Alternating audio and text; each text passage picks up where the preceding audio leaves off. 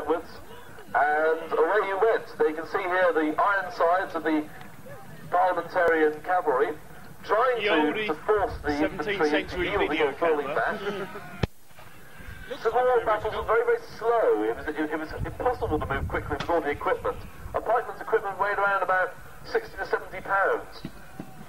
Consequently, at the end of a long march, you may find that a pikeman's decided to get rid of all his helmets and things like that, because he'll need it to protect himself in battle. I'm having a little chuckle with myself. So some young ladies and gentlemen in front of the commentary point, waving madly to get rid of the smoke that's come from the cannon there. If you look across the field, I don't know how well you're placed, but you'll notice everything gets a little bit fuzzy every time a cannon goes off, and you get this horrible smoke drifting across the field. Made things very, very difficult. That worked two ways. One, it was good, because you could attack somebody totally unseen. Two, it was a problem in that you couldn't find your own regiment, which is why, again, as Rory said, you flaunted the colours, so everybody in the regiment knew exactly what colours. Look down towards the lake at the bottom, you'll see the entire Parliament army flaunting their colours. Nets outwards, and it's great to have your colour nosedive into the mud. I'm sure you've seen this man afterwards. I don't know if you could look across from where you are, Roy, but there's two girls having a fight in the encampment there. I think there's a gentleman sorting it out for them, and probably the girlfriend, or probably the boyfriend of one of the girls or something. I believe it's actually the wife of one of the men at Camp Follower arguing with his mistress about her pregnancy. Dissolute woman. Some things don't change. It's very, very lucky chap to have two ladies in tow, I thought. It's great.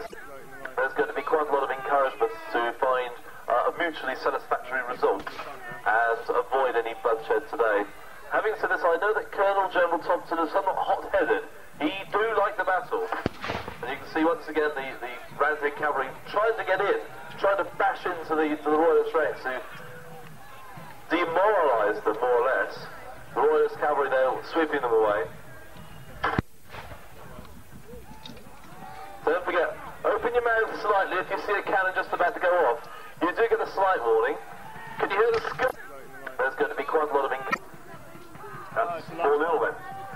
Yes, probably.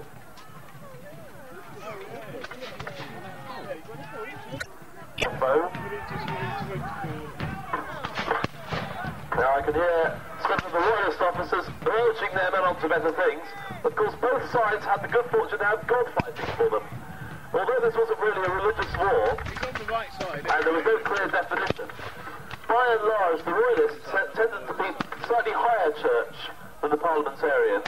Catholics fought on both sides, but again, the Armenian religion and the Catholic religion tended to be more royalist to their inclination. But by no means were the parliamentarians all dowdy Puritans. There were a good cross-section of religions fighting for their side. And both sides had preachers exhorting their men on to fight hard and to kill in God's name. I might add too that the same preachers would be attendant of the punishments for people in foe. It was equally as painful. Yes, one that I always remember is having your tongue bored with a red-hot iron for blasphemy. Oh, no. Putting their sharp iron spikes into the opposing forces. Most of the pikemen in the Civil War would have been their sharp iron spikes. In the 20th century, armour is still very expensive, and so a comparatively small percentage of our members actually equip themselves with armour. I might add that all the costume that you see our members wearing today has been bought, paid for, or made by the individual members.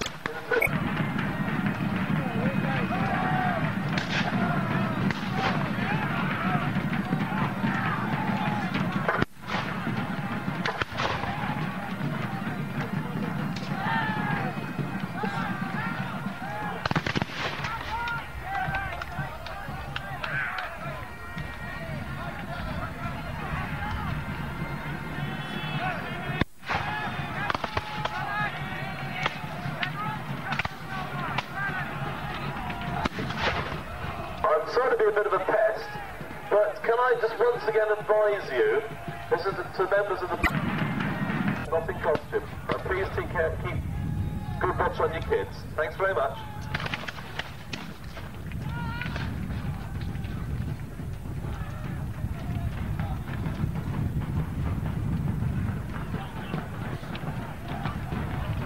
nothing cost. With a kick to his pants. Now, obviously, the Parliamentarian Commander, General Ward, is not going to be very pleased about this, and Colonel General Thompson has decided to join battle without so much as a courtesy as regards. It's the same chap. A very humane fellow. There's obviously a parley going on. I do hope that we get some sort of information back from it. Apparently, whatever they want two of them. Ah, we have that surgeon. Here he is. Surgeon Hill, I understand. Surgeon Hill, how goes today? Not too bad. Any good operations? No, they all died, unfortunately. This opposite is the weather. It can't be due to your own lack of any skill. That's right, yes. Yes, that's right. But this sharp implement, you're holding at my throat. Is it loaded? No, but it's useful. And do those aprons come in any other colour but red? But that was white this morning. Yes, it's well used. Ah, I see. And is the bag you have there for collecting the odds and ends, the giblets, for further analysis in your scientific study? No. What, you don't have any scientific... In fact, what is your medical background? Oh, I've been trained. But what did you do before you were a surgeon? I was a butcher. And did the cows die? Of course. But your track record isn't really very good, is it? Nobody's perfect. Well, I suppose it's just as well that the Royalist forces have a seemingly endless source of recruits. I mean, there's only another 20,000 people in Kent to go. Are you going to work your way through them all? Well, plenty of practice. Well, I'm sure if the Royalists will win today, the first thing they'll probably want to do is hang you before the Parliamentarians get to you. Thank you very much indeed, Surgeon Hill. Carry on your sterling work. You're doing a great job of killing more Royalists in the Parliament. It's the same chap. I know the party is broken up, but you didn't need me to tell you that. Yeah, I think most people would have had a clue from the fact that there was an awful lot of gunfire just after it. And we have a Parliamentarian runner coming over. It's, again, Mr. Bailey. That Parliamentarian runner looks like a slow stroller rather than a runner, in fact. Yes, otherwise known as Mote. The black and white collie, it's now being held on the main gate of Mote Park. So if you've lost a black and white collie and you'd like it back, go to the main gate and it's there waiting for you. Thank you very much. And don't forget the licence for it's only 37.5 pence, I believe. 7 and 6 quid. Oh, sorry.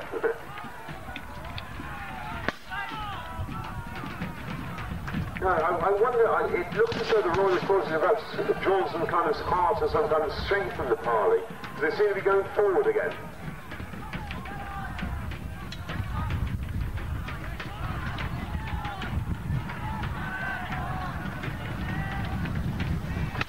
Except for that pipe blocking the white coats from the Earl of Newcastle's regiment, who seem to be going backwards at a rate of knots in the middle of the field.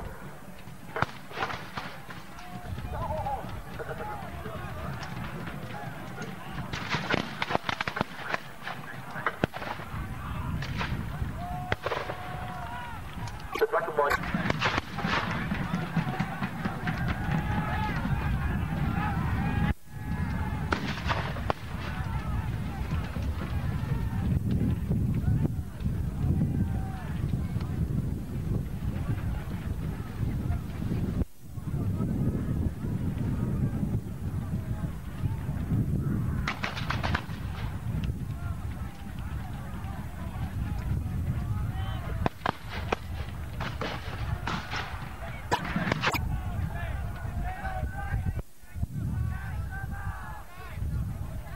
There's a little drummer boy there wandering about with nothing to do. Doesn't know whether to loot the dead or whether to go and find a regiment.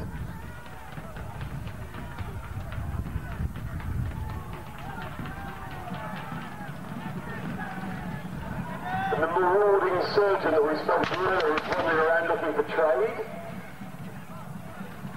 Found anything you fancy, Surgeon Hill? Got amputations? Anything like that? I believe he's into a new form of surgery at the moment. He calls gynecology. I thought for a minute he was going to end up being one of his own patients there. I think he is.